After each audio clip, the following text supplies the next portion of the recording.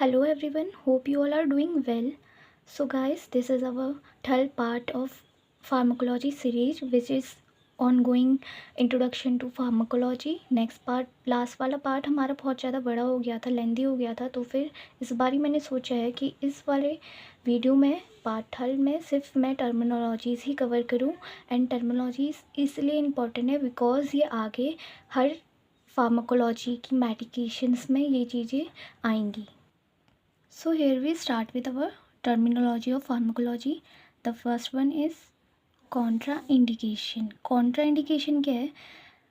Contraindication is a specific condition, factor or a situation in which a particular drug, procedure or treatment should not be used because it may cause harm to the patient. For example, a patient with a severe penicillin allergy should never receive penicillin as it could cause a life-threatening allergic reaction, that is anaphylaxis. तो Contra indication क्या होता है? Contra indication एक ऐसी condition या फिर situation है जहाँ पे हम लोग पेशेंट को वो स्पेसिफिक ड्रग या फिर मेडिकेशन नहीं दे सकते क्योंकि उसको हाइपर सेंसिटिविटी है या फिर प्रेग्नेंट वूमेन है. तो कुछ कुछ ऐसी मेडिकेशन होती है जो प्रोहिबिट होती हैं. तो उसका एक एग्जांपल है लाइक पेनिसिलिन की अगर किसी को एलर्जी है तो उसको पेनिसिलिन नहीं देंगे बिकॉज अगर उसे हमने पेनिसिलिन की डोसेस दी तो उसे लाइफ थ्रेटनिंग कंडीशन लाइक एनाफिलिक्सिस हो सकता है. इसीलिए कोई भी एंटीबायोटिक्स देने से पहले हाइपर सेंसिटिविटी टेस्ट किया जाता है. Okay. Indication is a valid reason for using a specific drug, procedure or treatment to diagnose, prevent or treat a disease condition. For example, PCM, that is paracetamol, is indicated for fever and pain relief. Appendectomy is indicated for acute appendectomy. Means indication में इसका मतलब क्या है? Indication means वहाँ पे हमें patient को वो मेडिकेशन देनी ही देनी है. उसकी डिजीज़ एंड कंडीशन इंडिकेट कर रही है, मेडिकेशन देना इज़ नोन एज इंडिकेशन. ठीक है. जैसे कि PCM, अगर किसी को ज़्यादा फीवर है, पेन है, तो उसे हम लोग वो इंडिकेट कर रहा है, फीवर इंडिकेट कर रहा है कि द पेशेंट नीड PCM. और अगर किसी को अपेंडिक्टिक है, जो कि अपेंडिक्स की एक प्रॉब्लम है, तो वो अगर सही नहीं हो रही है तो अपेंडेक्टोमी मतलब रिमूवल ऑफ अपेंडिक्स वहाँ पे इम्पॉर्टेंट है, मतलब वो इंडिकेट कर रहा है अपेंडेक्टोमी. ठीक है. Receptor are the specialized protein molecule found on the surface of or inside cell that bind to a specific substance such as hormone, neurotransmitter or drug to initiate a biological response. For example, beta adrenergic receptor are found in heart and bind to adrenaline and cause an increase in heart rate. Receptor क्या होते हैं? Receptor protein molecule होते हैं जो हमारी body के surface या फिर इनसाइड द सेल प्रेजेंट होते हैं और जो कि बाइंड करते हैं specific substance like hormone, neurotransmitter और ड्रग के साथ बाइंड करते हैं. और अगर हार्मोन या फिर न्यूरोट्रांसमीटर या ड्रग अगर बाइंड होता है कोई भी रिसेप्टर के साथ तो वो उसे ट्रिगर करता है टू या तो एक्शन आगे को दिखाने के लिए या फिर उसके एक्शन को रोकने के लिए. फॉर एग्ज़ाम्पल यहाँ पे बीटा एंड्रोजेनिक रिसेप्टर, एक ये रिसेप्टर है जो कि हमें हार्ट में मिलता है और ये बाइंड करता है एड्रेनलिन, एक ड्रग भी होता है, नेचुरल सब्सटेंस भी होता है जो कि कॉज करता है हार्ट रेट को इंक्रीज़ करता है. ठीक है. Is a substance such as a drug that bind to the receptor and activate the receptor producing biological response. Okay. अभी मैंने बताया था कि कुछ रिसेप्टर्स ऐसे होते हैं जहाँ पे उनका एक्शन रोका जाता है, मींस इनहिबिट किया जाता है, एंड कुछ रिसेप्टर्स के एक्शन को एक्टिवेट किया जाता है. तो एगोनिस्ट में क्या होता है? ये एक ड्रग ही होता है, is a kind of drug जो कि बाइंड करता है रिसेप्टर के साथ और रिसेप्टर के एक्शन को प्रोड्यूस करता है. ठीक है. एगोनिस्ट मीन्स टू एक्टिवेट और टू प्रोड्यूस. इसका एग्जांपल है morphine is an opioid agonist that bind to opioid receptor provide pain relief. ठीक है. Second is adrenaline is a natural agonist for beta adrenergic receptor increasing heart rate and blood pressure. ठीक है. हमने अभी ऊपर adrenaline के बारे में बात करी कि एड्रेनलिन बीटा एड्रेनर्जिक रिसेप्टर के साथ बाइंड करता है और इंक्रीज़ करता है हार्ट रेट को। वैसे ही तो फिर वो उसका एगोनिस्ट एक्शन हो गया, ठीक है। अगर और नेक्स्ट है morphine is an opioid agonist है जो कि बाइंड करता है ओपियोइड के रिसेप्टर इन द बॉडी और प्रोड्यूस करता है पेन रिलीफ को। ओके, एंटागोनिस्ट में क्या होता है, is a substance that bind to a receptor but does not activate it. Instead, it inhibit or block the effect of an agonist by preventing its binding.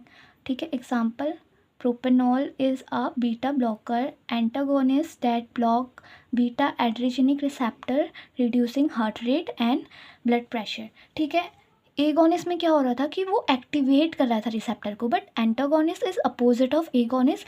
यहाँ पे receptor के action को inhibit करेगा, block करेगा, ठीक है। जैसे कि हमने पढ़ा था वहाँ पे एड्रेनलिन ऐसा रिसेप्टर, एड्रेनलिन का ऐसा ड्रग है जो बीटा एड्रेनर्जिक रिसेप्टर के साथ बाइंड हो रहा था और इंक्रीज़ कर रहा था हार्ट रेट को। अगर हार्ट रेट इंक्रीज़, किसी की हार्ट रेट कुछ ज़्यादा ही इंक्रीज़ हो रही है तो प्रोपोनल करके एक ड्रग है जो कि बीटा ब्लॉकर है, एंटागोनिस्ट है। ये एड्रेनर्जिक रिसेप्टर के पास जाके, बीटा एड्रेनर्जिक रिसेप्टर के पास जाके वहाँ पे उसके साथ बाइंड करेगा, बट उसके एक्शन को क्या करेगा, ब्लॉक करेगा, और इसमें हार्ट रेट जो होगी कम करेगा और ब्लड प्रेशर को भी रिड्यूस करेगा। Okay, bio availability refer to a portion of a drug that enters the bloodstream and it is available for use by the body after administration.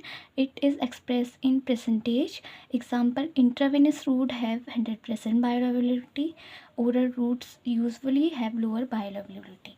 Like यहाँ पे ये क्या बायोअवेलेबिलिटी क्या रिफ़र करता है, पोर्शन ऑफ ड्रग जो कि blood stream में एंटर करता है। मींस हमने बोला था कि लीवर मेटाबोलाइज करता है ड्रग को, पर उसमें से ड्रग का सम पार्ट ही ब्लड स्ट्रीम में जा पाता है। तो वो जो पोर्शन, जो सम पोर्शन जो कि ब्लड स्ट्रीम में जा पाता है उसी को बायो अवेलेबिलिटी कहते हैं। अगर इंट्रावेनियसली दे रहे हैं हम लोग कोई भी ड्रग तो वो सीधे ब्लड स्ट्रीम में जा रहा है तो वहाँ पे बायो अवेलेबिलिटी 100 होगी। अगर ओरली जा रहा है कोई भी ड्रग तो वहाँ पे बायो अवेलेबिलिटी लो होगी as compare to IV, because यहाँ पे फर्स्ट पास मेटाबॉलिज्म होगा।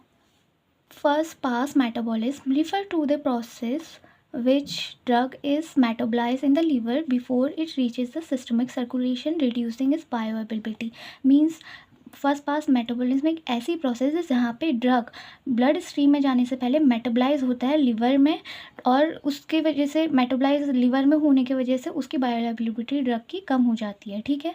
इसका एग्जांपल है nitroglycerin use for angina has extensive first pass metabolism, so it is administered sublingually to bypass the liver and act quickly, ठीक है। इस nitroglycerine जो है ड्रग वो एक्सटेंटिवली मेटाबोलाइज होती है लिवर में, तो मेटाबॉलिज्म को बाईपास करने के लिए हम लोग इसको सबलिंगुअली एडमिनिस्टर करते हैं।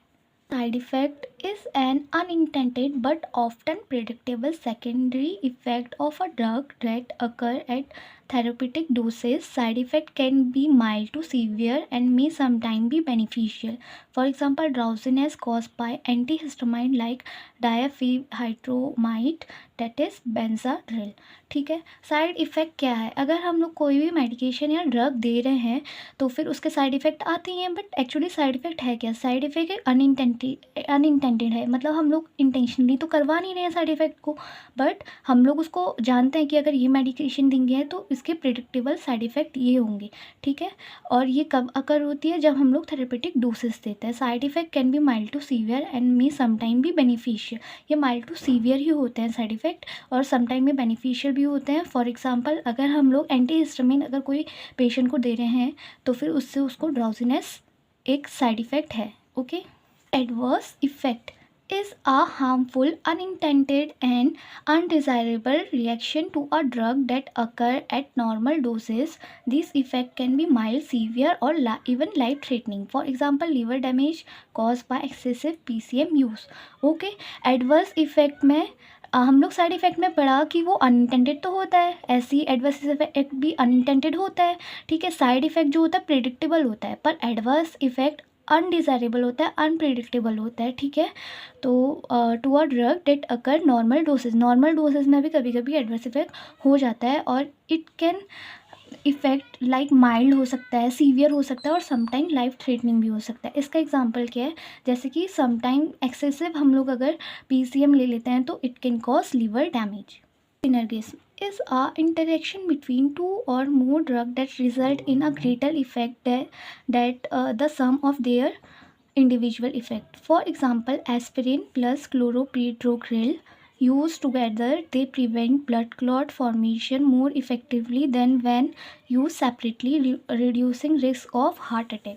ठीक है, सिनर्गिज्म में क्या होता है कि हम लोग एक ड्रग के साथ दूसरे ड्रग को भी दे रहे हैं ताकि उसका इफ़ेक्ट हमें पावरफुली शो हो।